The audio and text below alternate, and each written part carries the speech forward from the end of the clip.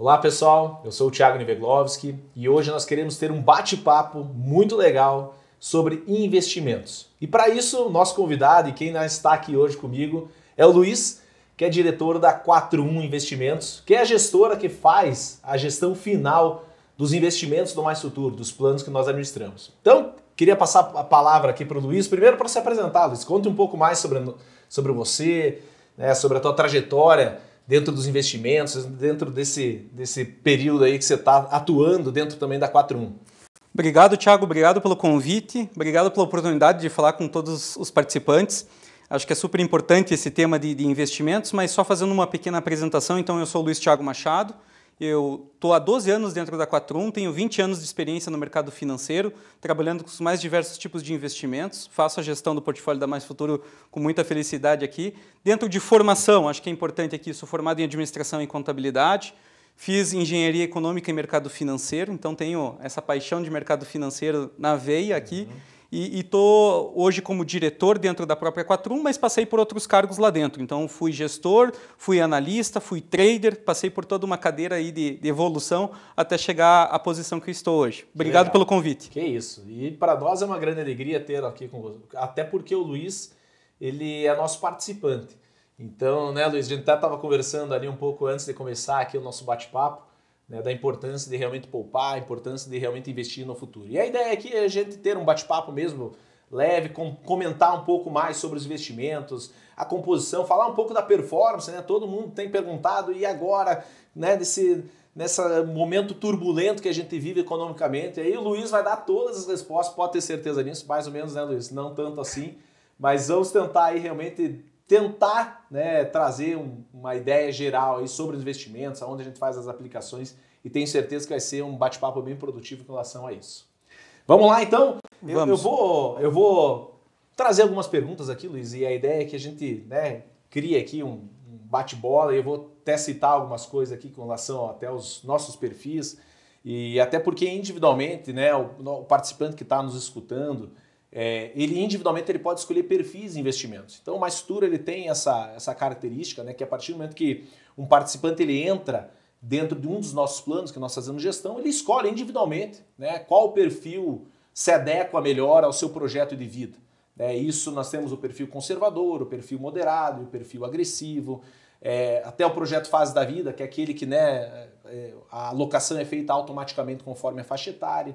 E obviamente que a gente vai percebendo nesse decorrer, né, uma mudança econômica que faz com que a gente recalibre algumas alocações dentro desses perfis. E é importante que cada um perceba, e a primeira pergunta que eu queria passar a bola para você hoje, né, que algumas pessoas nos perguntam e às vezes as pessoas não sabem, poxa, mas aonde que nós investimos? Né? A partir do momento que eu faço a minha aplicação mensalmente ali, dentro do Mais Futuro, dentro do meu plano, é o universo de longo prazo, é para minha aposentadoria, mas aonde que nós fazemos a gestão? Né? Como que é a alocação final? Eu invisto em empresas, eu compro que tipo de ativo, eu compro que tipo de alocação em renda fixa, renda variável, e até nesse ponto, né, às vezes a gente percebe que até o próprio nome, né, às vezes a gente está talvez trazendo aqui um assunto que nem todo mundo tem conhecimento, né? Poxa, o que é o investimento em renda fixa? Mas é legal a gente começar a falar aqui e tentar entender um pouco, e até antes de entrar nos perfis, e o que muda, na verdade, nos perfis é a questão da macroalocação em relação aos investimentos, mas perguntar de forma direta, assim, qual onde que nós fazemos a nossa alocação hoje, a composição do nosso investimento. A partir do momento que um participante ele entra no Mais Futuro e faz os seus investimentos, onde nós investimos o nosso recurso hoje? Passo a bola para você para responder essa pergunta. Vamos lá, Thiago. Acho que o primeiro ponto importante para a gente comentar é realmente essa questão dos perfis, né? Acho que o primeiro ponto, quando a gente fala aqui que tem 3 perfis, um perfil conservador, um perfil moderado e um perfil agressivo, a gente precisa se adequar aqui ao perfil de investimento. E o perfil de investimento não é onde eu acho que eu estou melhor alocado. Realmente você tem que ter a tua percepção quanto à necessidade de recursos que você vai ter, o teu projeto de vida, quanto você está conseguindo poupar, quando é seu projeto de aposentadoria, para você ser mais assertivo nesse tipo de alocação. E aí nada adianta você não ter essa visão de longo prazo. Então é um dos pontos importantes. Porque quando a gente vai perceber aqui realmente uma alocação, às vezes as pessoas se confundem em olhar o curto prazo, rentabilidades momentâneas para poder definir isso. E por que eu dou esse panorama aqui entre os três perfis? Quando a gente fala de um conservador, a gente pensa muito mais na pessoa que tem um pouquinho mais de cautela, está com um pouquinho mais aversão a risco, não gosta de enxergar retornos negativos, mesmo que no curto prazo. O moderado a gente entende que é um momento transitório, ou seja, ele está realmente mais apto a um pouquinho de risco.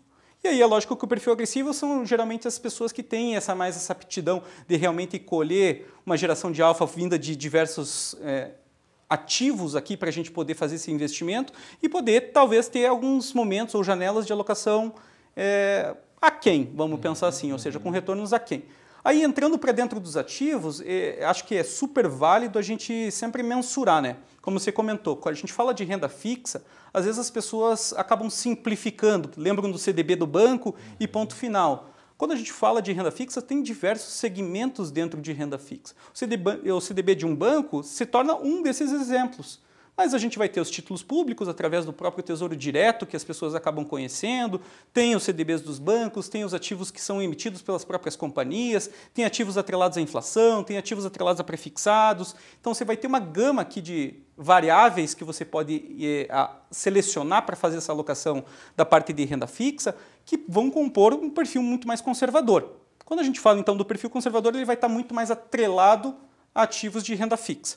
Quando a gente fala dos perfis moderado e agressivo, e aí proporções diferentes, vai estar muito mais as outras caixinhas que existem de investimentos. Então o mercado financeiro ele é amplo, né? A gente tem investimentos em multimercados, que daí eu vou trazer um pouquinho mais do detalhe aqui, que são os produtos estruturados, que a gente fala, que vão utilizar diversas vertentes de alocação. A gente tem produtos de renda variável, como a parcela de ações, que daí é bastante conhecido, como ações de Petrobras, Vale, as mais conhecidas, e aí papéis um pouco menos conhecidos que a gente faz alocação também, e tem a parcela de investimento no exterior. Então, quando a gente fala desses perfis, a gente percebe que o agressivo e o moderado, por ter esse apetite de risco um pouco mais elevado, ele pode utilizar mais instrumentos de alocação frente a um perfil conservador. E aí é lógico que isso adequa a cada um dos públicos de acordo com o seu perfil, idade de vida, projeto de vida que tem, então não existindo um perfil melhor entre eles. Sim, sim. Vai muito do próprio...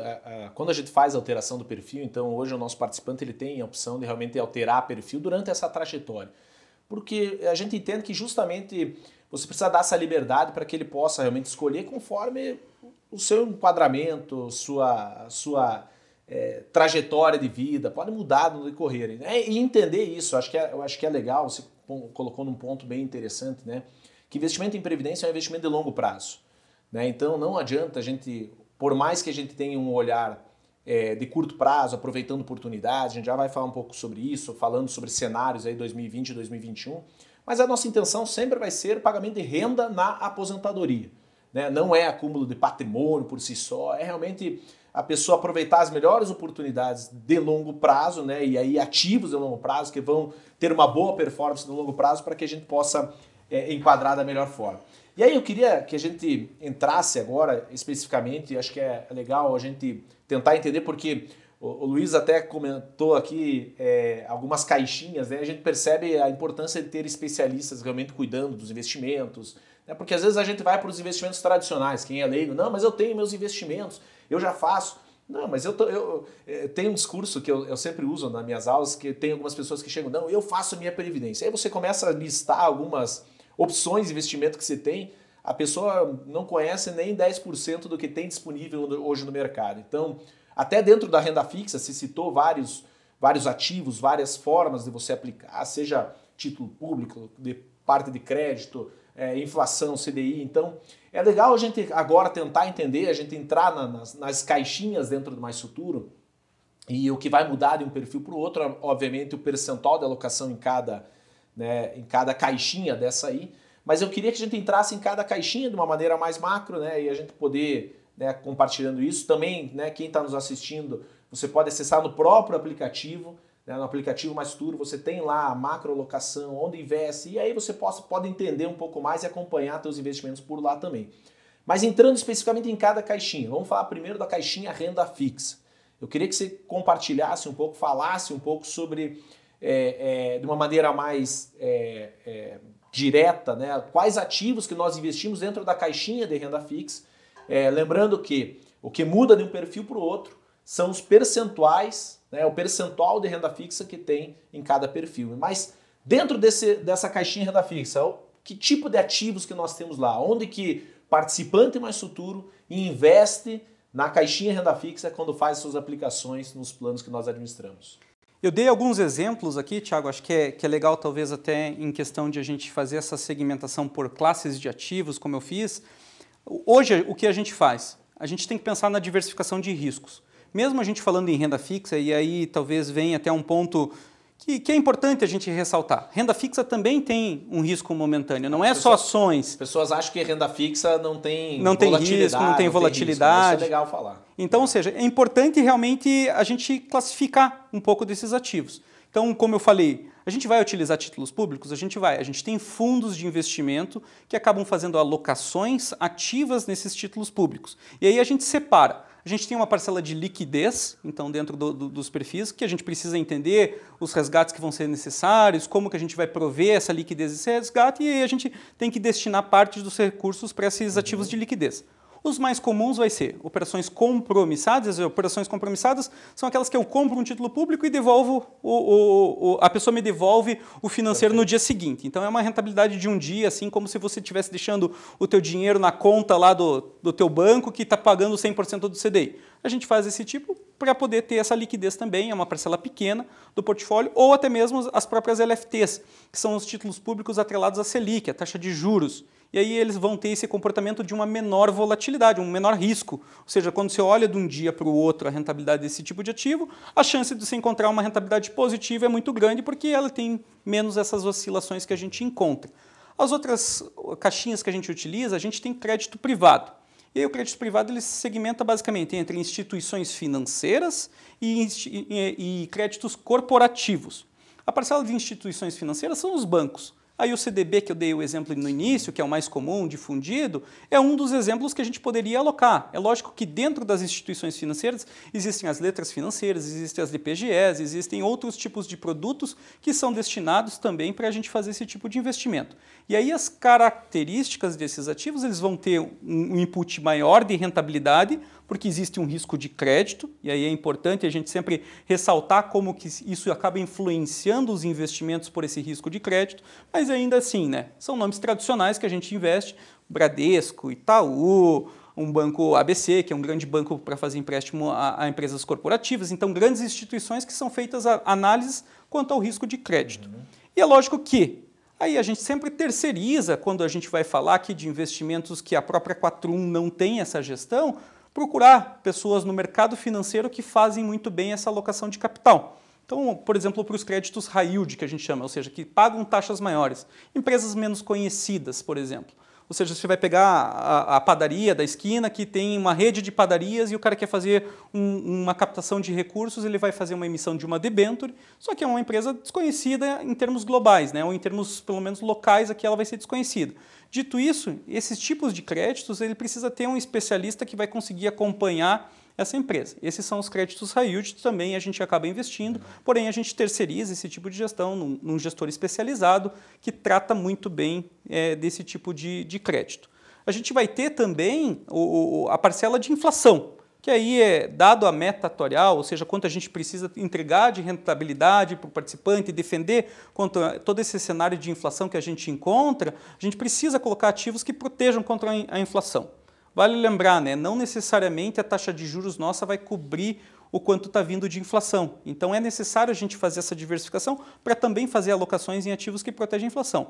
O comum, talvez, para aquele participante que nos ouve, é as próprias NTNBs, ou os ativos atrelados, ou o Tesouro Selic Inflação, Tesouro Inflação, né? Então mudou o nome, é Tesouro Inflação. Para nós é tradicional como NTNB. E aí eles vão ter uma cadeia de vencimentos de diversos prazos, onde a gente vai fazer a alocação de acordo com como a gente entende de cenário econômico, como fazer realmente essa leitura da inflação no mercado, comportamento da taxa de juros para poder fazer esse tipo de alocação. Legal. E acho que é legal pontuar também que todo investimento, né, que nós fazemos, né, através desses ativos de renda fixa, etc., nós não pagamos imposto de renda.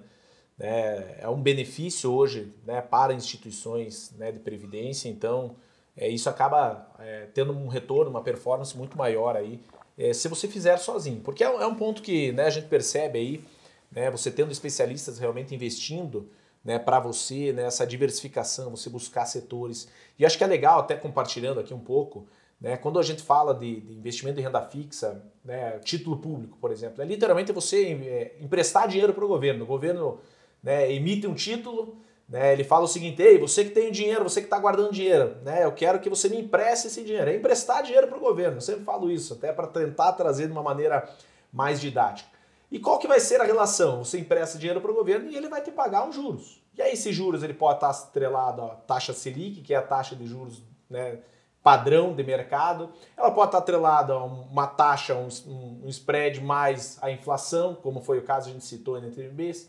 Mas eu também posso emprestar dinheiro para um banco privado, né, que for o caso do CDB, é o mesmo princípio. Obviamente que daí é um spread um pouco maior, porque obviamente que é muito mais arriscado você emprestar, né, para um banco do que para o próprio governo, que tem um risco soberano, né, do Brasil quebrar. Então são mecanismos que fazem com que a gente realmente invista em renda fixa. E o importante colocar, né, Luiz, a partir do momento que o nosso participante ele faz a alocação, ele já entra nessa diversificação. Então é literalmente o participante não se incomodar da onde, né, qual que é o melhor momento, aonde que eu vou investir, será que eu vou investir no ativo A, no ativo B, será que agora é o momento da inflação, o momento de títulos atrelados à inflação, será que esse título aqui de crédito privado tem um risco de mercado, um risco de crédito muito elevado, qual que é, né, o rating desse emissor, né, quanto que, né, a gente está disposto a colocar. Então a diversificação aqui é fundamental e importante colocar isso aí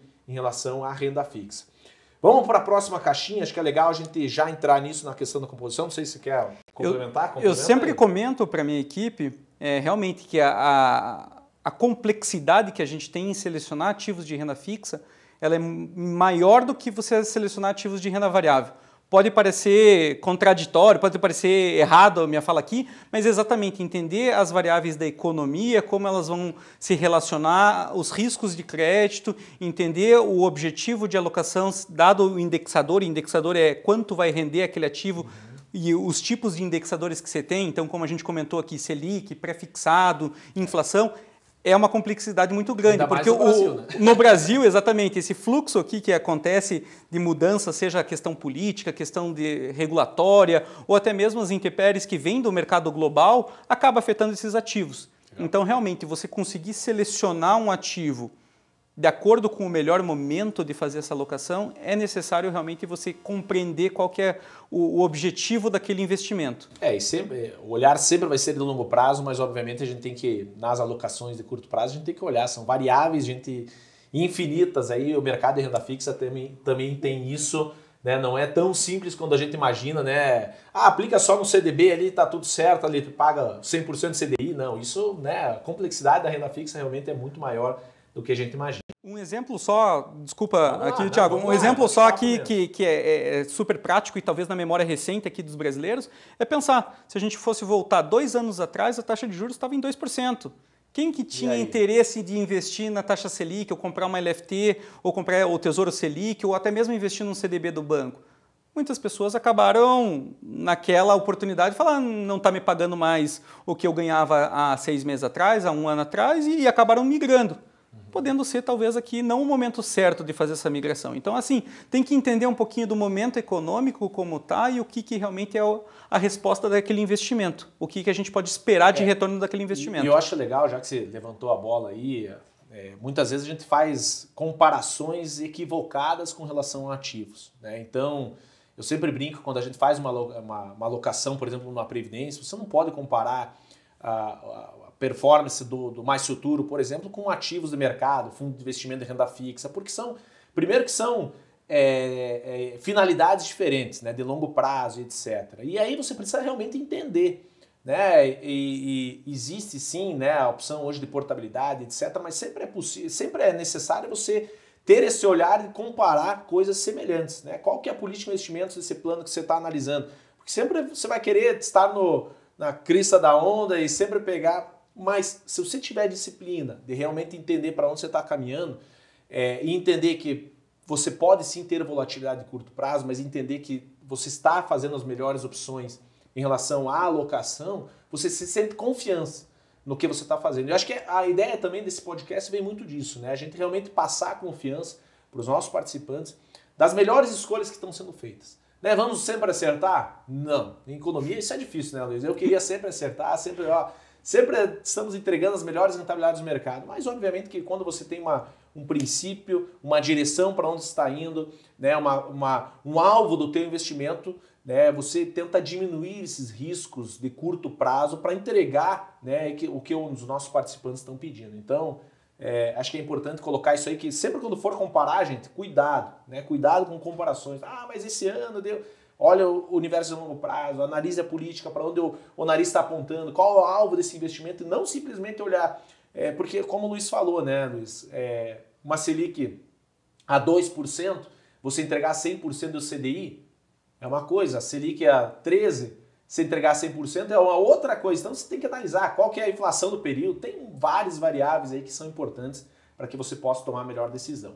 Vamos entrar na caixinha de renda variável. Até algumas pessoas perguntam, né? Poxa, mas o que é renda variável?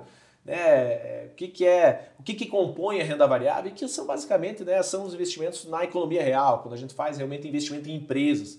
E às vezes as pessoas não tem esse entendimento de que a partir do momento que elas investem no Mais Futuro, e nós fazemos um investimento, por exemplo, numa ação do Itaú, elas se tornam proprietárias, donas dessa ação. Então é legal a gente compartilhar um pouco dessa composição, né, onde que nós investimos. Obviamente que a gente pode falar algumas empresas, acho que é legal aqui, né, que tenham, né, essa ciência, mas é principalmente o entendimento. Quando a gente faz alocação em renda variável, aonde nós investimos?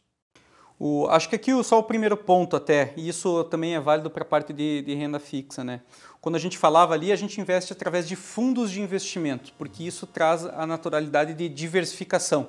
Quando a gente fala de um fundo de investimento, a gente entende que vai ser um condomínio de pessoas investindo naquele fundo e com um gestor dedicado para poder fazer a melhor alocação. Então, ou seja, a gente dificilmente vai estar falando de um único papel, de um único investimento, a gente está diversificando o risco. Legal. O mesmo acontece para a parcela de renda variável. Então, quando a gente fala aqui, a gente vai ter um fundo de investimento e cada fundo de investimento tem seu propósito. Eu comentei na parte de renda fixa ali dos ativos de high grade, dos ativos high yield, ou seja, aqueles ativos de melhor qualidade, aqueles ativos de um pouquinho mais de risco com uma taxa maior. Na renda variável também vai ter isso. Então, a gente tem hoje, dentro da alocação do Mais Futuro, a gente tem um fundo de dividendos. Então, são empresas, e aí a essência desse fundo, o que a gente precisa entender? São empresas consolidadas no mercado, com bastante poder aqui dentro do seu segmento de atuação, nomes bastante renomados, poderia citar, por exemplo, o próprio Itaú, um Bradesco, os grandes bancos aqui acabando sendo uma vertente de alocação. Por quê? Porque eles têm uma geração de receita muito grande. O Banco Itaú continua trazendo lucros estrondosos, assim.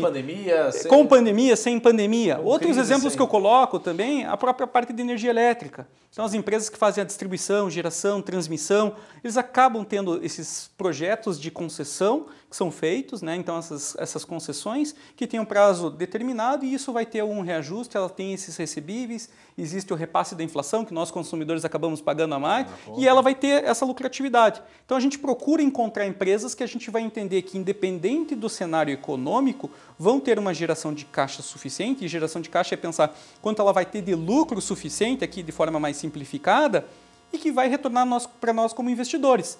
Então, basicamente, assim, a gente vai pegar a Petrobras, está gerando muito dinheiro, está com muito lucro. Quanto ela vai distribuir para mim como acionista? Porque a gente se torna, como você bem comentou, a gente se torna sócio daquela empresa. Então, ou seja, o que é o meu objetivo como sócio, como qualquer outra empresa que eu fosse montar de sócio? É que realmente no final do ano, no final do dia, a gente tivesse uma lucratividade excessiva, sim, ou seja, muito boa, uma geração de caixa excelente por conta do fruto que ela utiliza, dos mecanismos que ela utiliza, e retornasse esse dinheiro para mim. Então, eu investi exatamente nessa empresa para poder ter esse retorno desse capital. Esse é um fundo de dividendos. Então, a gente procura as empresas mais consolidadas no mercado e que, na nossa avaliação, elas vão ter esse retorno de dividendos para nós acionistas. Então, deixa eu Essa é uma parcela só. Tá, legal. Na parte de dividendos, então, só para a gente resumir aqui, a ideia de você realmente investir em empresas, né, pagadoras de dividendos é justamente você ter o benefício da variação da própria ação, né, da valorização da própria ação, Perfeito. mas também dessa distribuição de dividendos que é dado para os acionistas e, por consequência, aqueles que investem no mais futuro são beneficiados nisso na sua rentabilidade, porque isso é apropriado também como rentabilidade para dentro do fundo, é reaplicado em cotas, né, em todos os dividendos que são pagos. E esses dividendos geralmente são semestrais, né? Os dividendos eles não têm uma recorrência específica, assim. Tem empresas que pagam semestralmente, tem empresas que pagam mensalmente, tem empresas que pagam trimestralmente, isso depende de cada companhia, como que ela acha melhor esse tipo de distribuição. De certa forma, é uma renda variável mais conservadora, né? Exato. Por causa desses dividendos aí acabam reduzindo a volatilidade aí de curto prazo. Sim, esse é um dos objetivos quando a gente fala mesmo de renda variável, a gente tem que sempre pensar, né?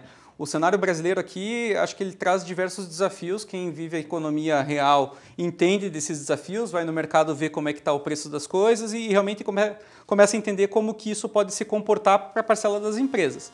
Então, ou seja, a gente tem que ser conservador nesse sentido de realmente escolher as joias do mercado. E as empresas que pagam bons dividendos, elas já estão numa fase de maturação bastante elevada, então, ou seja, elas são consolidadas. A gente sabe que, independente de pandemia ou qualquer outra intempérie que a gente vai ter vinda do mercado de fora, elas vão continuar trazendo esse recurso para a geração de valor nossa. Então, ou seja, esses dividendos realmente é uma parcela que a gente sempre acompanha dessas empresas e escolhe os melhores nomes. Então, dentro do fundo, que é o Marlin Dividendos, que é onde o público da Mais Futuro acaba fazendo investimento, são mais de 30 empresas que a gente está diversificado aqui fazendo esse tipo de alocação. São em setores, né? Setores, então tem setor bancário, tem setor elétrico, tem de todos os tipos de setores para que realmente a gente não coloque o famoso, não colocar todos os ovos na mesma cesta, isso funciona da mesma forma. Então a gente tem essa diversificação. Essa é a parcela de dividendos. Nós temos um segundo fundo que a gente faz também de investimento, que é a parcela de small caps, que aí são as empresas de menor capitalização, ou seja, as empresas um pouco menos conhecidas. Talvez vai ser conhecidas de alguns. Onde a gente vai arriscar, né? Onde a gente vai se expor talvez mais a uma volatilidade. Diria que talvez aqui é um pensamento errado isso, sabe? Porque assim, são empresas mais suscetíveis, são empresas um pouco mais suscetíveis, mas vale lembrar, né? O setor de small caps, quando ele está listado em bolsa, que são essas empresas que a gente investe, todas elas são listadas em bolsa, não são empresas tão pequenas. Então, o exemplo meu lá que eu dei da padaria da esquina não vai estar listada lá, não vai. Ou seja, as empresas já são de grande porte. E aí, quando a gente fala aqui da seleção nossa, a gente pega empresas que têm um valor de mercado de 8 bi, até 8 bi. Então, ou seja, são empresas bem grandes. Assim. O nome que eu posso citar, alguns exemplos, até para não estender tanto assim, a gente tem Panvel. Quem não conhece Panvel aqui em Curitiba, pelo menos, ou no Rio Grande do Sul? Então, a rede de farmácias, exatamente, a gente sabe como que é o setor de atuação, quanto ela acaba gerando de receita, a gente vê qual que é o projeto de expansão, a gente entra no detalhe de cada uma dessas companhias para entender realmente a joia que a gente quer lapidar. E aí são nomes mais a serem lapidados, ou seja, a gente tenta encontrar dentro do small caps a diferença entre preço e valor. E aí, o que é o preço e valor? Preço é o que a gente encontra quando a gente entra no nosso home broker ou entra em qualquer sistema de cotação, a gente vai ver qual que é o preço da ação. Só que quando a gente faz toda a análise fundamentalista de entender qual que é a geração de caixa dessa companhia por conta de diversas premissas, a gente entende o valor daquela companhia. E aí a gente discorda do que a gente está enxergando em tela. Aquelas que têm realmente essa geração de valor, que não foi lapidada ainda pelo mercado, que realmente tem um prêmio a ser adquirido, são as que a gente gosta de investir, segmentado sempre nesses 8 bi que a gente coloca aqui de valor de mercado. Um outro exemplo aqui que eu poderia dar, que eu acho que é super interessante, é, por exemplo, a Frasli. Parece um nome desconhecido, mas ela é produtora das pastilhas de freio. E aí a gente pensa vários assim... consumidores aqui. Vários consumidores. E aí a gente pensa assim, como ela se protege, como é que ela funciona? O mercado dela é mercado de reposição e mercado de montadoras. Duvido que você deixou de trocar a pastilha de freio do seu carro durante a pandemia. Sim. É um bem essencial. Então, ou seja, ela vai ter uma geração de caixa constante. E é isso que a gente procura nas empresas que a gente coloca. Então, aquela questão de ser mais arriscado não necessariamente é uma verdade, porque você tem que encontrar muito bem o nicho que ela está atuando, entender realmente como ela pode sofrer, seja por uma disrupção, algum modelo que está mudando, algo que está mudando na economia que talvez vai deixar aquele modelo de negócio, e aí fugir desses tipos de riscos. A gente tem que ir modelos que são consistentes, independente do cenário que a gente vai ter. E é essas que a gente procura. Essas oportunidades, né? A cabeça que nós temos que ter, e quando você entrega realmente na mão de especialistas, vocês observam essas oportunidades. Há um estudo, né, por trás, né, da decisão, E aí, a partir do momento que você entende, não, essa ação está desvalorizada, olha quanto ela vale, olha o fluxo de caixa dela, olha quanto ela tem de caixa, olha o negócio dela. E aí você vê quanto ela está sendo vendida, e aí sim você entra. Literalmente você fazer o inverso que todo mundo faz, né? Que é vender na alta, vender quando está embaixo. Você comprar na baixa e vender na alta quando você chega no valor que você imagina que está dentro do teu negócio. Pegar só mais um gancho aqui em relação para o participante ter o conhecimento das empresas que a gente está investindo, você comentou da parte de imóveis, né? A gente tem investimentos na Unicasa, que é uma empresa do Rio Grande do Sul que faz móveis planejados. E aí o que é o entendimento? Você pensa, as casas estão ficando cada vez menores, né? Então, ou seja, pensando no nicho geral aqui, do público geral, pensando em renda, pensando em tudo, estão ficando menores, elas precisam ter uma otimização de um projeto dentro da própria casa. Quem nunca sonhou em ter uma cozinha planejada ou algum móvel planejado? Então, essa indústria que é a Unicasa, ela acaba atuando nesse segmento e a gente viu realmente essa perspectiva positiva para esse segmento, dado o mercado imobiliário como ele tem atuado e tudo mais, para a gente poder fazer realmente esse investimento. Então é uma das posições que a gente tem, a gente já ganhou bastante dinheiro com ela, continua acompanhando, inclusive é uma das posições que a gente sempre olha no detalhe, né, realmente a companhia, e quando possível a gente até coloca pessoas dentro do conselho para entender de bem como a empresa está funcionando e trazer sugestões, entender o dia a dia, e trazer sugestões de inovação, trazer outras visões nossas também. Então é importante sempre, quando a gente fala de small caps, ter um gestor fundamentalista que vai entender na vírgula o que vai influenciar essa companhia. E a gente pode imaginar, né? A gente olha o tamanho do mercado que é de renda variável. Então, mais uma vez a gente fala, né? Você entregar realmente na mão de especialistas é o melhor a ser feito, né? Pensando na diversificação. Porque às vezes as pessoas acham, né? Vou investir em renda variável, em ações. Aí entra E olha que a Bolsa brasileira ainda é pequena, perto da Bolsa, né, estrangeira. E aí você, mas em qual empresa eu vou investir? Será que eu entro agora? Será que a Petrobras tá boa para entrar agora? Aí você acaba entrando em qualquer ação lá para dizer que você está investindo e realmente você investir em empresas sólidas, empresas que pagam dividendos, mas principalmente essa questão da diversificação, você entregar na mão de especialistas que estão dedicados integralmente, né, a avaliar a empresa, avaliar o negócio da empresa, avaliar balanços da empresa para justamente aproveitar as melhores oportunidades, é o que você faz quando você investe no mais futuro. A partir do momento que você faz as suas aplicações e aí nós fazemos a gestão, terceirizamos isso junto com a 4.1, realmente você precisa ter a convicção que as melhores escolhas estão sendo feitas também na caixinha de renda variável. Bom, a gente já falou agora sobre a caixinha de renda fixa, né, a caixinha de renda variável, né, como tem, né, a importância de diversificar, né, porque como tem ativos aí dentro dessas duas caixinhas. E vamos dar prosseguimento aí, tem mais algumas caixinhas que nós fazemos alocação, que nós investimos, e uma delas é investimento estruturado. Né, queria entender um pouco mais, né, até para passar para o nosso participante, o que compõe investimento estruturado, que ativos que estão lá dentro, porque é uma modalidade que nós investimos hoje, né, nós optamos por investir aí a partir do ano passado, se eu não me lembro, que eu me lembro. E aí é importante que a gente tenha ciência, né, de quais ativos compõem essa modalidade de investimento que são os estruturados. Acho que aqui, para só iniciar e explicar um pouquinho mais da questão dos estruturados, ele é mais classificado aqui como a parte de multi-estratégia, basicamente. Legal. Ou seja, os multimercados. E aí, talvez aqui correndo o risco de ser muito claro, né? Multimercados são os diversos mercados que a gente pode atuar. Não se enquadrou em renda fixa, renda variável, vai para o multimercado. Fundos que não são de nicho, basicamente, ou seja, que não utilizam uma única estratégia, ou até mesmo que podem utilizar uma única estratégia, mas que ela vai ser uma estratégia diferenciada, com um pouco mais de risco, com algumas outras utilizações de derivativos, ela geralmente vai estar enquadrado dentro dos multimercados. E aí o que acho que é a parte importante para a gente entender quando a gente utiliza essa caixinha de investimento dentro da Mais Futuro. O portfólio de multimercados ele te dá toda essa amplitude. Então a gente vai ter desde fundos long bias, que vão utilizar a parcela de ações com um pouquinho mais de risco, utilizando ativos de hedge para fazer um pouquinho de proteção, entender disso. A gente vai ter a parcela de dólar, juros, moeda, commodities. Então ele abre um leque gigantesco dentro das oportunidades. Existem aqueles gestores que utilizam uma parcela para utilizar em títulos públicos, em crédito privado. Então você encontra todo tipo de ativo dentro desses multimercados. Para nós, como gestores, o que é o objetivo quando a gente utiliza a classe multimercados? Existe algo que quando a gente estuda um pouco de matemática, como que os fatores, estatística, como eles se relacionam, existe a correlação. Então é natural aqui, quando se fala que se você está tendo um problema de inflação no Brasil, você vai ver talvez os investidores saindo, os investidores estrangeiros saindo com o seu capital daqui do Brasil e os investidores locais com mais medo de fazer esse investimento. Então isso é um efeito correlacionado. Quando acontece um evento muito ruim, é um evento correlacionado. E aí a gente procura o quê?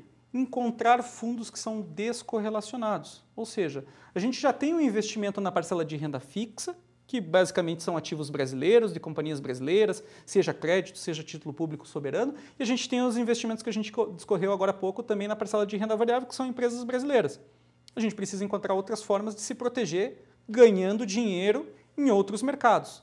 Aquela velha história de não colocar os ovos na mesma cesta, aqui também continua sendo válido. Então a gente procura gestores que são especializados através de fundos de investimento para poder fazer a alocação. Juros, moeda, câmbio, o que vai acontecer, por exemplo, com a crise entre Rússia e Ucrânia? Quais são os melhores ativos para a gente se proteger quanto a isso? Aumento de taxa de juros no Banco Central americano. Como isso vai influenciar mercados e como a gente se protege disso? Então, estar olhando fora do ambiente brasileiro, principalmente, ou nos defendendo, mesmo dentro do ambiente brasileiro, nos defendendo em relação à alocação. Então, ou seja, eles vão utilizar diversas ferramentas, diversos ativos, derivativos, que são ferramentas para proteção que a gente utiliza, para que realmente, caso a economia brasileira não tenha uma desenvoltura adequada, uma performance adequada, ainda assim a gente esteja um pouco protegido em relação a esses investimentos. Na prática mesmo, de certa forma, um investimento para dar essa... A correlação negativa tem disso, né? Enquanto um está subindo, o outro desce, e aí você tenta equilibrar isso. Perfeito. E aí, óbvio, né? Não na mesma proporção, mas sempre buscando essa diversificação. Você comentou ali, Luiz, e eu acho que o quarto pacote, bloco que nós temos aí de investimento exterior, né? É uma prática, ano passado, inclusive, 2021, nós tivemos uma performance muito boa, né, dos investimentos no exterior.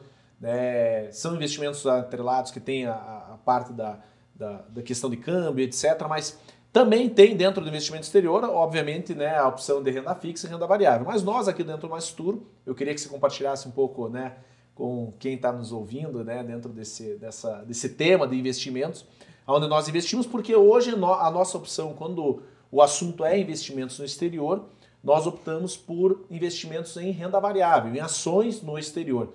E através de BDRs, né? Compartilhe um pouco mais conosco aí, até um pouco das ações, né? Porque às vezes a gente vê algumas empresas e aí mal a gente sabe que nós, através do Mais Futuro, fazemos investimento nessas empresas. Então é legal você compartilhar um pouco sobre esse investimento, qual iniciamos também ano passado, mas compartilhar um pouco sobre as empresas que compõem esse segmento aí dentro do Mais Futuro.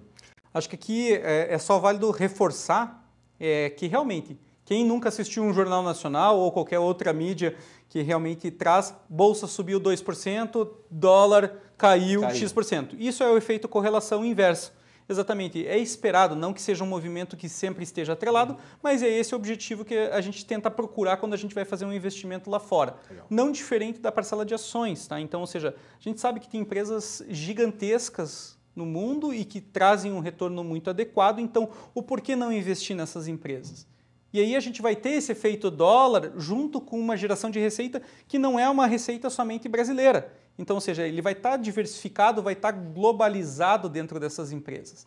E aí até alguns nomes que você me pediu, aqui a gente poderia citar, por exemplo, Alphabet.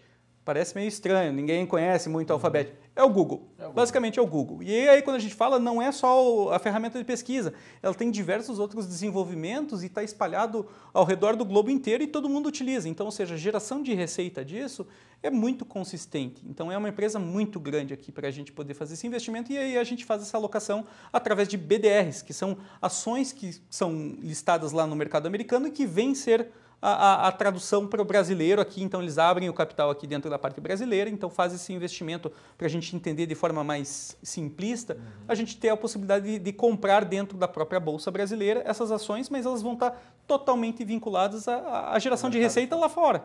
Então, ou seja, esse é um dos exemplos, a gente tem outros exemplos, Visa, Acho que todo mundo que tem um cartão de Já crédito tira o cartão aí, ou vai então. ter um Visa ou vai ter um Master, então a Visa também ela tem essa geração de receita, então ela ganha uma taxinha sobre cada vez que a gente passa no cartão de crédito, ela tem uma taxinha, então ela tem essa consistência também de resultados, é um dos setores que a gente gosta.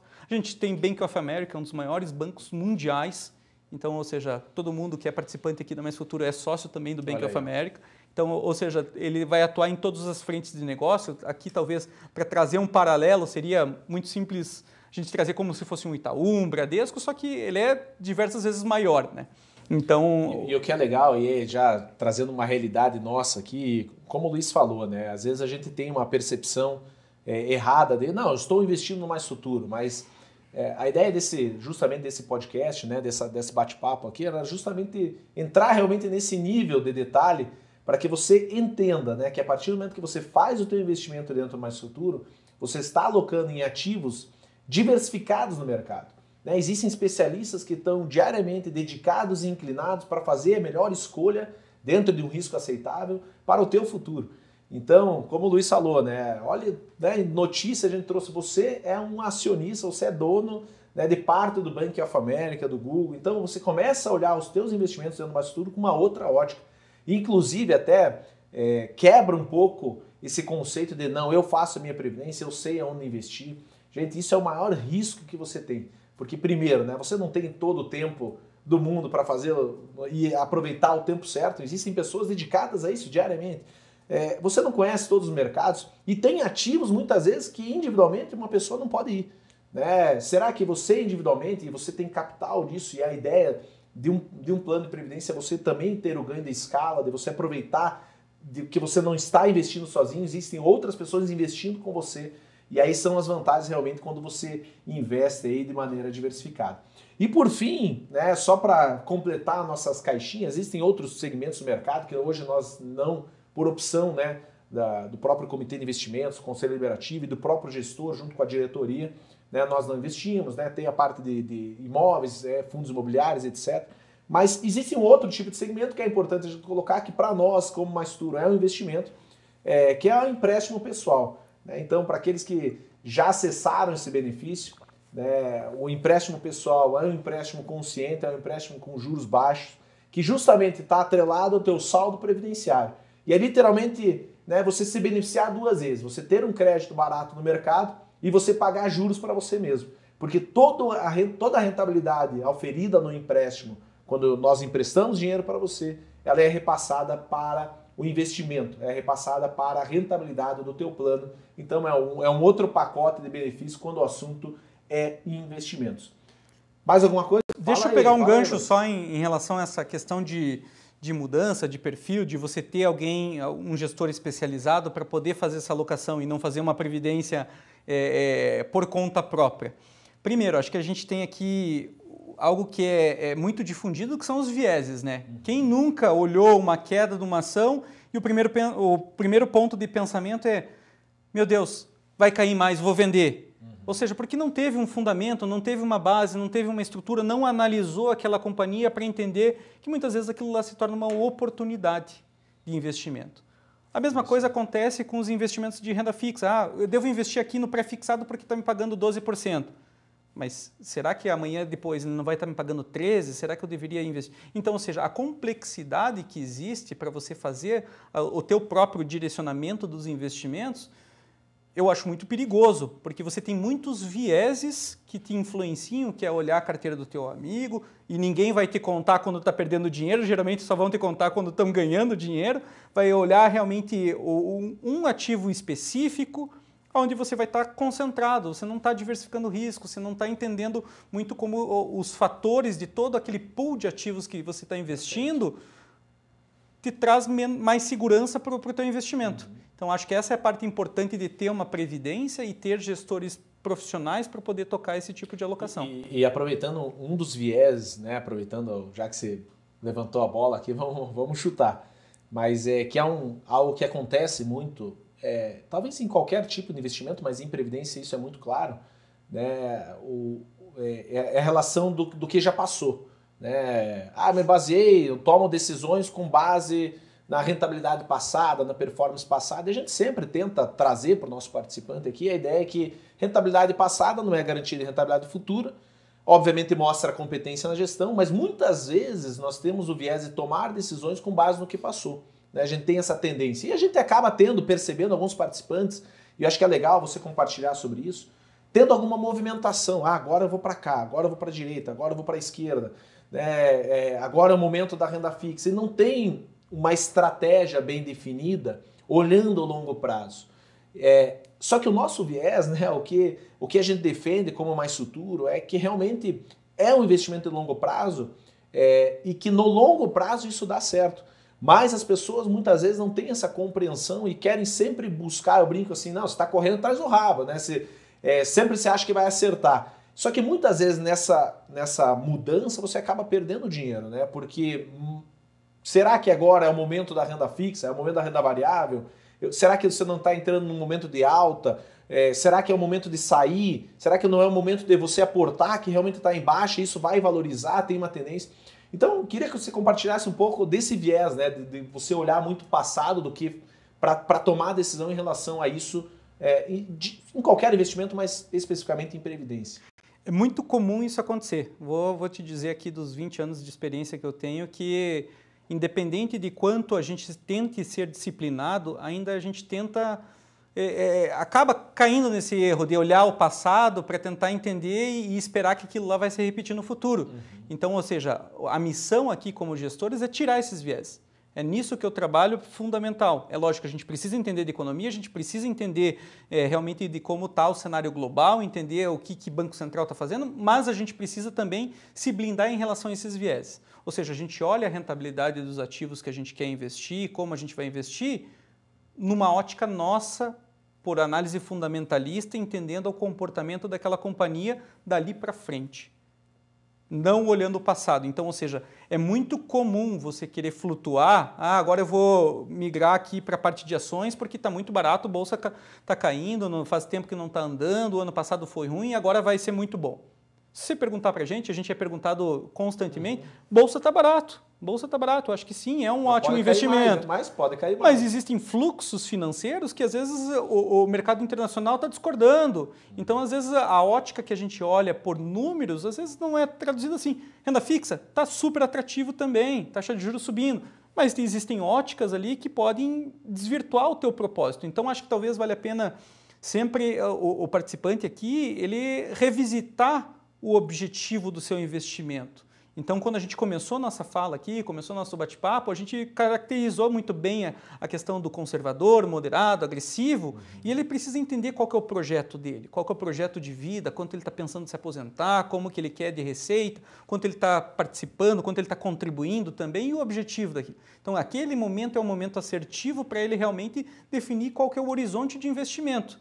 E aí é lógico, dedicar o recurso que ele tem para essa previdência alguém que tem essa gestão especializada para poder realmente entender essas intempéries do mercado e fazer a melhor alocação para ele. Legal. Porque você escolher um único ativo aí, você vai estar tentando acertar na mosca algo que é muito difícil. E o cuidado, acho que é legal a gente compartilhar, né, sobre isso. Ele vem em dois pilares, né? O pilar de uma eventual portabilidade. Agora eu vou para cá.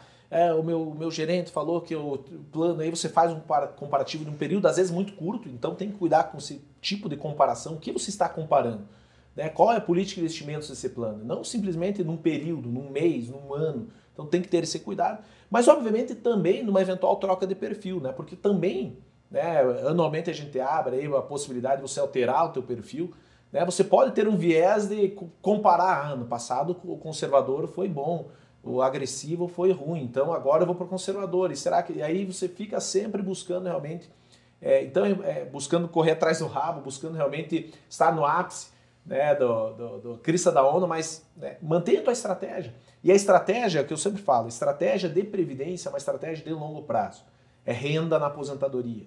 Então não é acúmulo de patrimônio, não é para dinheiro de curto prazo. Então a gente defende, inclusive, com o Mais Futuro, tenha outros investimentos, com outras finalidades, outros alvos, tem uma reserva de curto prazo, tem uma reserva até de longo prazo, mas para acúmulo de patrimônio. O investimento dentro do Mais Futuro, ele tem que estar posicionado e carimbado, né, dentro desse objetivo, no objetivo de pagamento de renda, na complementaridade que isso vai ter. Até porque eu sempre digo, Luiz, a independência financeira ela vem com renda passiva, não é acúmulo de patrimônio. Não é porque você atingiu R$ 1 milhão que você tem independência financeira, ela vem com renda passiva. Uma das formas de você ter renda passiva é através da previdência privada, então busque essa ferramenta. Não mude o teu objetivo, não mude o teu foco. O nosso objetivo sempre vai ser voltado para isso. Vamos para a parte, né, que talvez mais interessa, né, a quem está nos assistindo, é a performance. Agora quero ver, Luiz, a gente tentar se justificar aqui, mas obviamente acho que é legal a gente tentar entender, né, o mercado. A gente resolveu fazer esse bate-bola aqui em relação à composição, para que, né, o nosso participante ele tenha uma ciência, ele tenha até uma identidade diferente em relação aos investimentos mais turbo. Mas é legal a gente falar um pouco da performance. Óbvio que a gente está falando aqui que é investimento de longo prazo, né? A gente tem que olhar um universo mais de longo prazo quando o assunto é performance, mas óbvio que a gente vem aí de momentos de instabilidade financeira, econômicas, que tem prejudicado um pouco a performance de curto prazo em alguns ativos, em alguns perfis nossos, né? Ano passado, em 2021, esse ano também um ano de muitas incertezas, temos ainda, né, carregado aí um pouco da pandemia, aí vem guerra, aí tem eleição esse ano, então é difícil a gente prever em relação à questão macroeconômica. Acho que é legal se você quiser citar também sobre isso. Mas eu queria fazer um panorama, né? Porque muitos participantes têm nos questionado sobre performance. Tá? O que está acontecendo? Qual a justificativa? Né? Nós vemos ali o próprio perfil conservador sendo prejudicado na sua performance, na sua rentabilidade. E é obviamente que quando um participante nos procura, a gente vem, a gente detalha, a gente demonstra, a gente fala, inclusive, da própria volatilidade que nós tivemos na renda fixa, né? Fomos prejudicados aí na marcação a mercado em relação aos títulos, né, atrelados à inflação, como você comentou. Mas é legal ali a gente começar, nesse bate-papo, você falar um pouco do principal impacto que nós tivemos aí no mercado no ano passado, 2021, talvez carregando um pouco para esse ano, e o que impactou os nossos investimentos, né? O porquê, né, dessa rentabilidade talvez negativa, ruim, no curto prazo, e como que você está vendo isso, daí já a segunda pergunta, já emendo, como que você está vendo a perspectiva aí para esse ano, né, ou para o próximo ano também? Eu sei que é uma pergunta, eu digo que está pior que você saber o clima-tempo, né? Saber qual que é o clima de amanhã. Previsões econômicas está pior que previsões climáticas. Mas eu queria saber da tua visão, da visão da 41, como que vocês estão observando o mercado e a economia como um todo. Né? Existem muitas variáveis, eu sei, mas talvez trazer de uma linguagem mais didática e leiga aqui, né, os principais pilares em relação a isso e o que pode isso impactar dentro do nosso investimento. Pergunta cabeluda isso aí, né? Mas vamos lá. Cabeluda não é o meu caso, mas vamos lá. Vamos lá, acho que o primeiro ponto, assim, e aí eu vou dar só um pouquinho do contexto, um dos principais fatos que a gente precisa entender de investimentos é o efeito de uma marcação a mercado. Antes de eu entrar nesse nicho, até para a primeira pergunta, acho que é legal traçar aqui um pouco de um panorama econômico, né? Só para a gente entender o que aconteceu. Se a gente estivesse aqui em janeiro de 2021 e eu perguntasse para centenas de economistas o quanto seria a inflação do ano de 2021, a média desses economistas ia me dizer que a inflação ia ser 3,5%, 4%, algo próximo disso. Se eu perguntasse qual que seria a taxa Selic para final do período de 2021, ou seja, no final do ano, o pessoal ia falar 6, 7, então varia um pouco. Final do período 2020. 21. Ambos de 21. Ou seja, a previsão deles totalmente errada. O que aconteceu nesse mercado? O que realmente gerou todo esse descompasso que a gente viu e aí já justifica um pouquinho talvez das frustrações ou até mesmo dessas rentabilidades aquém, e a gente também não gosta de apresentar rentabilidades aquém, mas tentando explicar um pouquinho do porquê que isso influencia e onde vai desembocar na questão de marcação a mercado.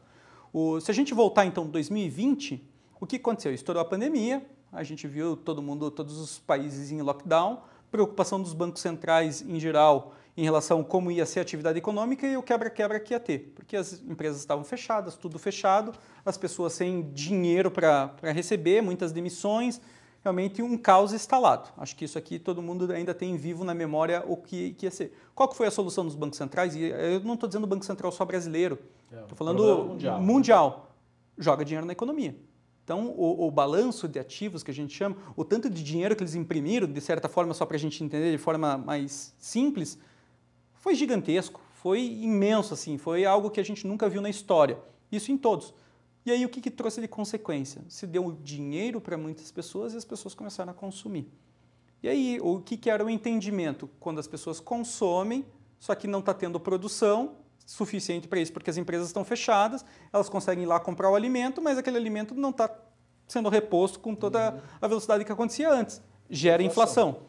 E aí os próprios bancos centrais, e aí eu categorizo talvez o Banco Central americano como um dos principais, porque ele foi um dos que mais fez um aumento do balanço de ativos dele, falou que era passageiro, que realmente aquilo ali ia se acomodar, a economia voltando, realmente entraria nos trilhos e a inflação ia diminuir.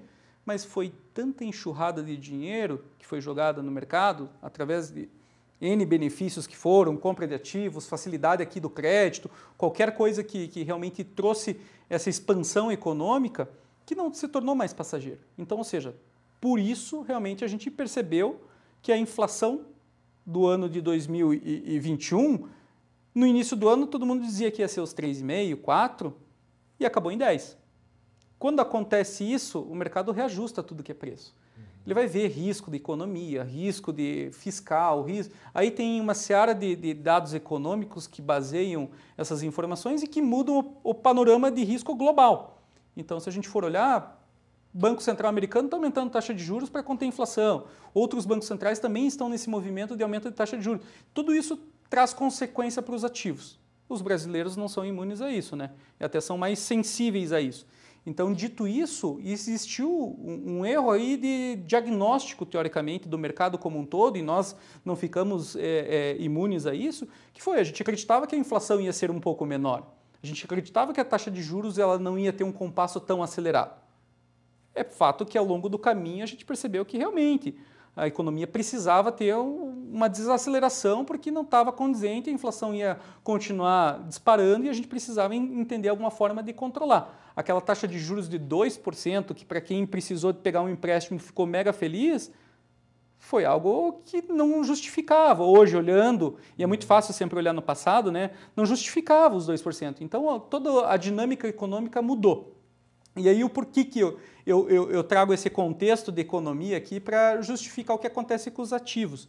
Então, vamos pensar, se a gente estivesse em janeiro do ano, o Banco Central brasileiro, ele captava um título de 27, para vencimento em 2027 e 2028, ele captava uma taxa de 2,6, 3, ele conseguia emprestar dinheiro, isso mais inflação. Mais inflação. Então, 2,3 mais inflação. Até aí, tranquilo. Acontece que, como o risco aumentou por conta de todo esse cenário econômico que eu acabei de descrever, ele precisou pagar mais juros. Então, ou seja, a gente viu essas emissões que estavam em torno de 3% se levarem para próximo de 6%. Então, hoje, aquele investidor que entrou no começo de 2021, abriu o Tesouro Direto e foi fazer uma opção de comprar um ativo atrelado à inflação, encontrou as taxas de 3%, por exemplo, no final do ano já estava encontrando taxas próximas de 6, 5,5, 6. O que é a marcação a mercado? É essa flutuação dessas taxas. Qual que é a consequência? Pensa que quem estava investido naquele ativo. Então, eu comprei aqui esse ativo para ter uma rentabilidade de 3,5, até o seu dado de vencimento. Então, vamos pensar que se fosse o dado de vencimento de 10 anos, eu imagino que eu vou ter um ganho de 3% mais inflação ao ano por 10 anos. O detalhe é que se eu for vender esse ativo no final de 2021, eu estou vendendo esse ativo e eu estou pagando para quem está comprando esse ativo de mim 5,5, 6. Ou seja, eu comprei um ativo que eu estava recebendo 3,30 real, né, taxa de juros real, e estou pagando agora 6. Ou seja, o preço desse ativo caiu, desvalorizou. E isso que aconteceu em grande escala. E é lógico que a parcela de ações também, ela é uma variável aqui da taxa de juros brasileira. Quando a gente vai falar da parte fundamentalista das companhias, a gente faz aquela projeção do fluxo de caixa da companhia, como eu descrevi quando a gente estava falando de renda variável, Só que assim, a gente tenta trazer a valor presente todo aquele fluxo de caixa. E o que a gente utiliza de forma sintética aqui? Vamos pensar de forma simplista, uma taxa de juros, que a gente vai descontar. Se a taxa de juros da economia subiu, teoricamente eu tenho que ganhar um prêmio maior. Então, ou seja... E é interessante, né, quando nós fazemos esse tipo de investimento, né, que tem uma data de vencimento, como você citou. Né, se a gente levar até a data de vencimento, então se você adquire um título hoje, né, 3%, mais inflação, como foi citado aí, e a gente deixa até a data de vencimento, ele rigorosamente vai te pagar o que você comprou. Mas obviamente que essa oscilação até chegar nessa fase final, ela pode ocorrer, seja para mais, seja para menos.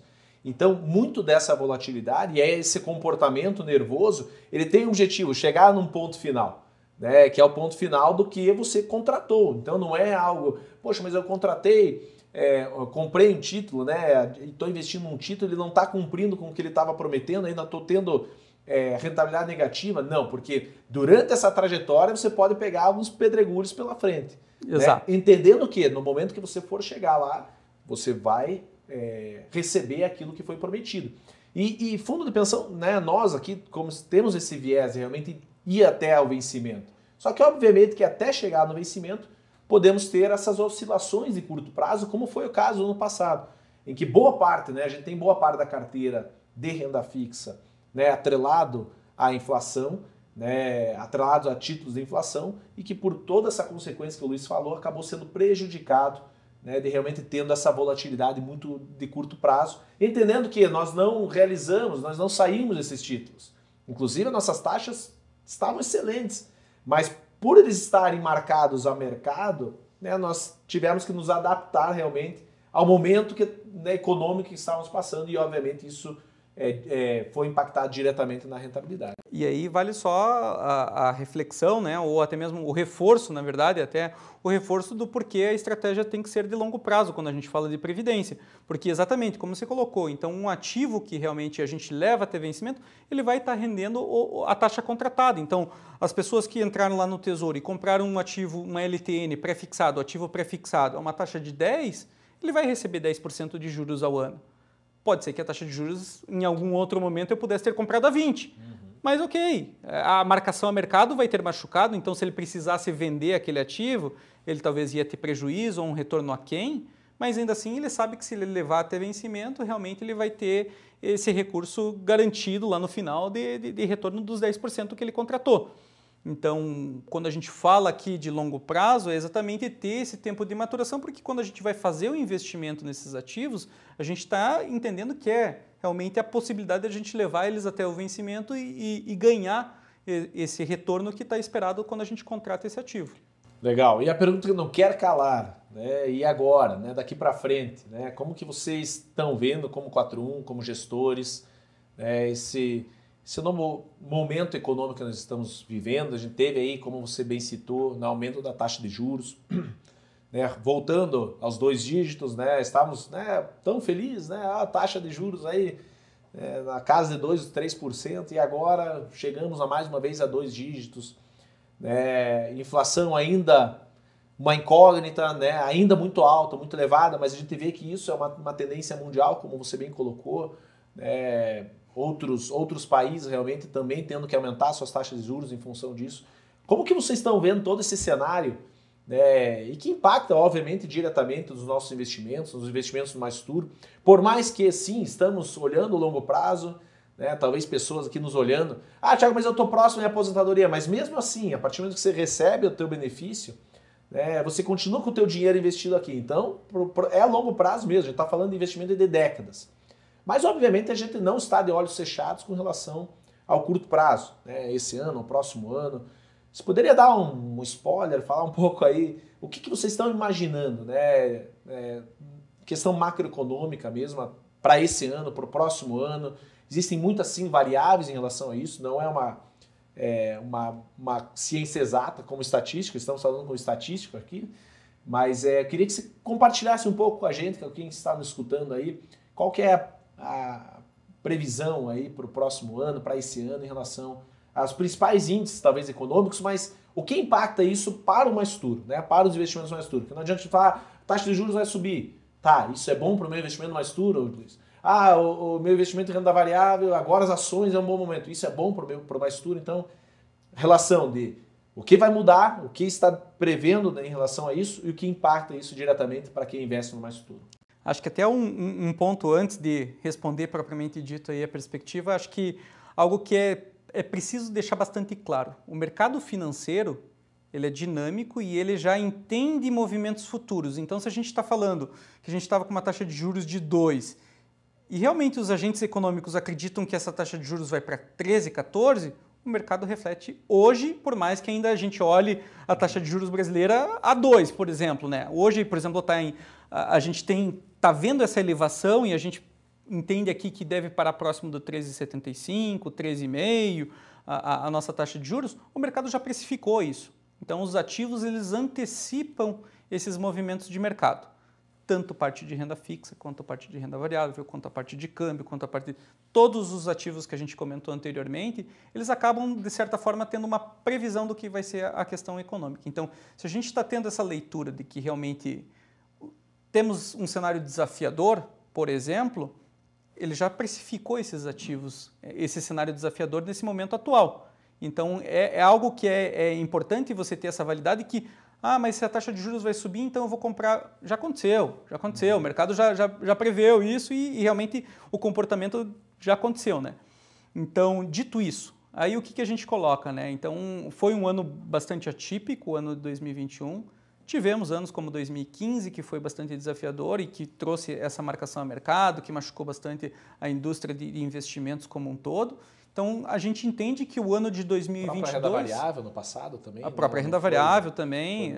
Então, a gente entende que realmente o pior dos cenários traçados já está meio que profetizado dentro do mercado financeiro. A gente está falando aqui que provavelmente o ano de 2022 vai ter uma inflação próxima de 9%, aí por conta de ICMS, se passar ali no Senado e tudo, podendo ser um pouquinho mais baixo, tendo alguns outros benefícios ali, sendo um pouquinho mais baixo, mas ainda assim uma inflação muito alta. A gente está falando de um cenário turbulento em relação a uma polarização que a gente está tendo na parte de eleições, que vai trazer talvez uma dinâmica atípica. Mas ainda assim o mercado já está lendo isso, precificando. Então, quando a gente fala aqui, taxa de juros mais alta, bolsa muito barato, resultado das empresas vindo muito bem, a dinâmica de valorização cambial, endividamento, a gente vê um cenário muito positivo para o ano de 2022. Eu acho que não vai ser talvez o cenário maravilhoso, né, como a gente gostaria, mas não vai ser um ano de 2021. Acho que a gente vê muito pouco risco para que a gente repita um ano de 2021. Acho que aqui, assim, a gente tem características aqui, tanto nos investimentos, nos desenvolvimentos que estão tendo, para ser um ano bom de investimentos. É lógico, com alguns desafios. Ninguém aqui imaginava em janeiro que ia ter um conflito entre Rússia e Ucrânia, ou que realmente ia precisar ter uma aceleração da taxa de juros americana, ou que ia ter uma política de Covid zero na China, ou até mesmo a varíola do macaco agora. Então, ou seja, tem N fatores que vão ajustando essas nossas premissas, mas dado todo o cenário que a gente tem aqui, tanto em fatores econômicos, sociais, tudo que está acontecendo, a gente entende que vai sim ser um ano atrativo para os investimentos. E que tem muitas oportunidades aqui para a gente fazer essas alocações nos diversos perfis, cada um respeitando sempre a política de investimento e o mandato que a gente vai ter aqui para poder transitar entre esses ativos, fazendo a melhor alocação para o participante. Legal, olha aí, gente. Então fica a dica, você que está nos escutando aí, se é o momento talvez de você fazer um aporte. Com literalmente certeza. colocar, né, entendendo esse movimento.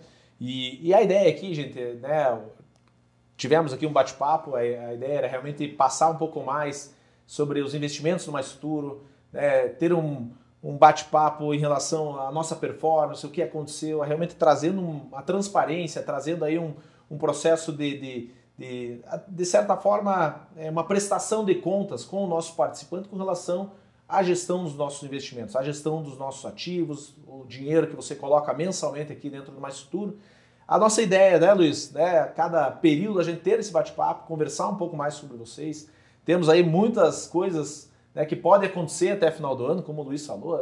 Será que vamos fazer um podcast, né, mais final do ano falando das eleições? Vamos falar sobre realmente, né, o que isso impacta diretamente nos teus ativos, no mercado, como o mercado está vendo essa polarização. Então, a ideia aqui com isso realmente é a gente trazer vocês para dentro da gestão do Mais Futuro, né, vocês terem essa ciência, esse comportamento, né, de realmente esse viés de entender aonde nós investimos, né, a gente ter um processo de prestação de contas para justamente, não só em épocas de tempo ruim, né, mas também em época de bonança. Por que deu, né, a gente poderia chegar aqui em 2019, que tivemos uma excelente rentabilidade, por que aconteceu isso? E aí você ter a ciência, ter essa transparência em relação aos investimentos mais futuros. E um ponto que eu quero, só para finalizar aqui, e aí já passo a palavra para o Luiz fazer as considerações finais, estou me sentindo aqui quase que um bate-papo, né? Como é que é? O bate-papo eleitoral. Aí, faça as suas considerações finais. Mas muitos participantes acabam olhando nessa ótica, a gente já conversou sobre isso, né? Desde que eu faça a minha previdência, vou acabar resgatando e vou aplicando em alguns fundos de investimento. Eu queria que você desse, Luiz, né, um conselho para aqueles que nos assistem, você que tem uma larga experiência no mercado, a gente já conversou um pouco sobre isso também antes da gente gravar aqui, mas aqueles que estão em dúvida, né, poxa, será que é o momento de eu sair, será que eu resgato, faço uma outra aplicação? Aqui eu quero tirar talvez o chapéu de presidente do Mais Futuro, que tenho sempre o viés mais da previdência, da renda, mas eu quero, né, passar o bastão aí para você desse viés de mercado financeiro. Como que você vê o produto previdência e aqueles que estão talvez nos assistindo estão em dúvida? Ah, não, sabe o que? Eu vou resgatar tudo, eu mesmo vou aplicar, eu vou mesmo fazer um investimento, até porque você faz, né? Vocês como casa, como 41 Investimentos, vocês fazem outros investimentos. Mas eu queria que... qual que é a tua visão com o assunto previdência, né? Como que você olha a previdência? E aí eu posso até virar para lá se você for falar mal, mas brincadeiras à parte. Mas eu queria que você falasse um pouco, né, desse produto. Eu sei que você é um participante, você é um investidor de previdência, né? E eu acho que é legal para aqueles que estão nos assistindo você compartilhar, né? Claro que a gente tem os diferenciais em relação a qualquer outro tipo de investimento, mas talvez aqueles que estão nos assistindo tenham essa dúvida.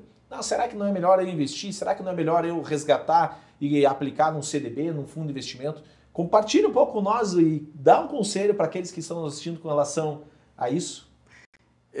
Eu talvez seja meio suspeito aqui, porque realmente sou participante e entendo a previdência, assim, acho que vale só um pouquinho do contexto. Eu acho que as pessoas que hoje pensam em ter lá na sua aposentadoria um complemento, realmente não ter esse complemento da previdência privada, correm bastante risco aqui de perder a qualidade de vida. Então eu acho que é um ponto sensível, a gente vê realmente o endividamento da máquina pública como preocupante e isso traz consequência para a previdência pública, né? Então acho que isso vale um detalhe. Então acho que ter uma previdência privada é você se assegurar no futuro de realmente você poder manter a condição de vida que você está tendo.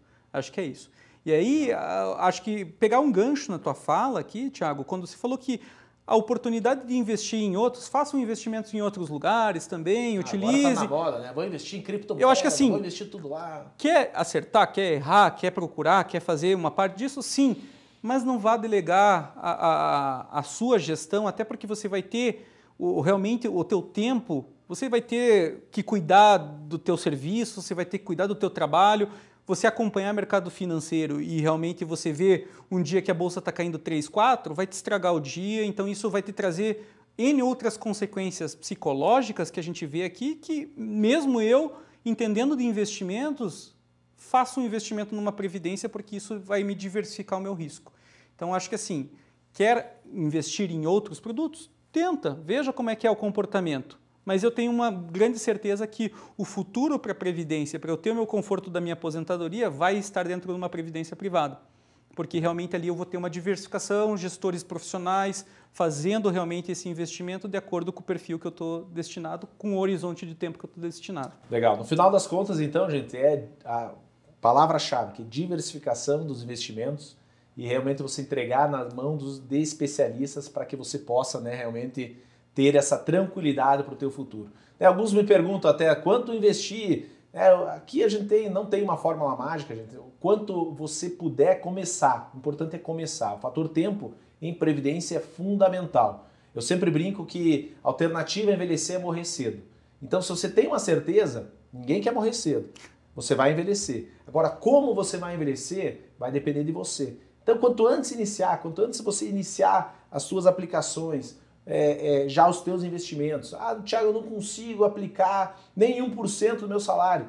Comece com menos, vai aumentando, vai calibrando isso. O importante é você investir. E 3 fatores, aí eu queria encerrar falando desses fatores, aí passo para o Luiz finalizar a fala. Mas 3 fatores são fundamentais quando o assunto é previdência. Disciplina, a poupança mensal, você aplicar mensalmente. Então você precisa ter disciplina. Por isso que você recebe todo mês, né, um boleto, um desconto em folha, um débito automático, para justamente você criar a disciplina de poupança, de poupar, de investir.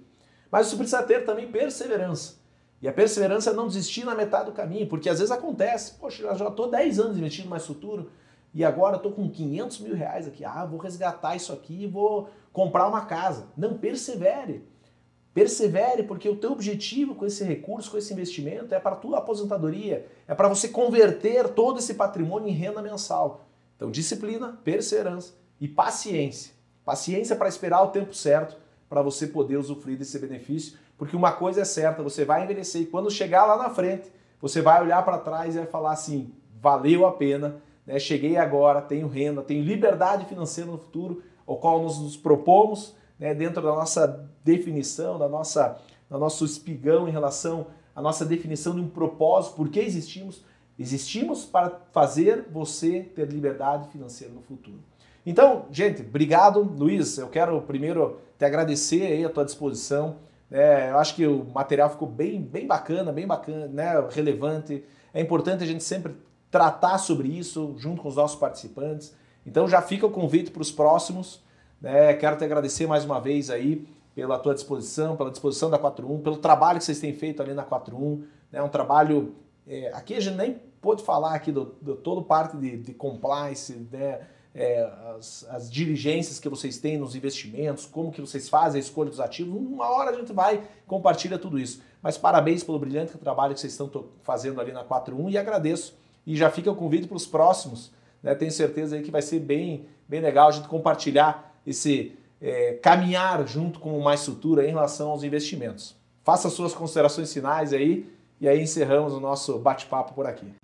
Antes das considerações, acho que é só o ponto, pegar o gancho do que se falou ali em relação ao propósito do teu investimento. Acho que esse é um dos pontos fundamentais, tá, Thiago? De realmente você entender o teu propósito e levar até o final. É para previdência? Então aquele dinheiro é para previdência, não é para você resgatar e comprar sua casa. Acho que o teu exemplo foi perfeito disso, porque realmente existe às vezes a tendência, o apetite da pessoa de se desviar do propósito. Então manter o propósito é importante. Legal. Acho que você fechou com chave de ouro aqui.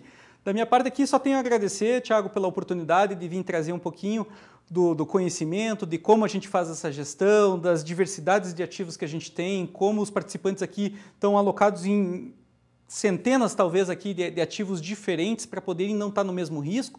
Às vezes é lógico que a questão do tempo aqui, ela acaba prejudicando a gente poder ser mais detalhista em cada um desses ativos. Então, até deixo aqui já o meu espaço aqui para que, caso o público aqui queira realmente que a gente afunile, entenda um pouquinho mais, explique um pouquinho mais aqui de cada um dos ativos que a gente tem, a gente pode fazer N outras sessões aqui, sendo bem incisivo em relação a o que é um crédito high grade, o que é um ativo, o que é um fundo multimercado, o que a gente investe. Então, cada um desses detalhes a gente consegue ser bem cirúrgico, a gente teve que ser um pouquinho mais simples aqui na nossa fala, no sentido de gestão de tempo, então eu fico aqui à disposição. Obrigado pela oportunidade, espero que tenha realmente atendido a expectativa aqui de trazer um pouquinho do conhecimento para todos os participantes em relação a como a gente faz essa gestão, como a gente diversifica os portfólios e realmente entender um pouquinho dos riscos que tem todo tipo de investimento. Então, obrigado mais uma vez, Thiago, pelo tempo aqui.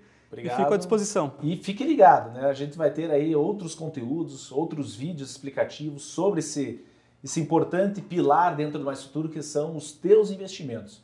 A nossa intenção é que realmente a gente seja transparente, para que você realmente entenda, né, aonde os teus investimentos dentro do Mais Futuro estão sendo feitos, a alocação dos investimentos, a composição, a performance, a rentabilidade, e nada mais certo e justo aqui a gente chamar quem entende do assunto. Então agradeço mais uma vez, Luiz. E fica o convite, como o Luiz colocou, se você quer trazer alguma sugestão de melhoria, vocês poderiam fazer um vídeo sobre isso, sobre um mercado específico, falem sobre o mercado de renda variável, detalhe um pouco mais as empresas que vocês investem, traga essas sugestões para nós, tem um canal exclusivo, né, que a gente pode, né, se comunicar. Realmente a gente quer construir isso a 4 mãos, não só nós como Mais Futuro, não só nós junto com a própria 41, mas você participando também pode construir esse canal, construir esse bate-papo em relação ao assunto investimentos. Então traga ideias, né? A gente está aqui realmente para tentar educar, não só financeiramente,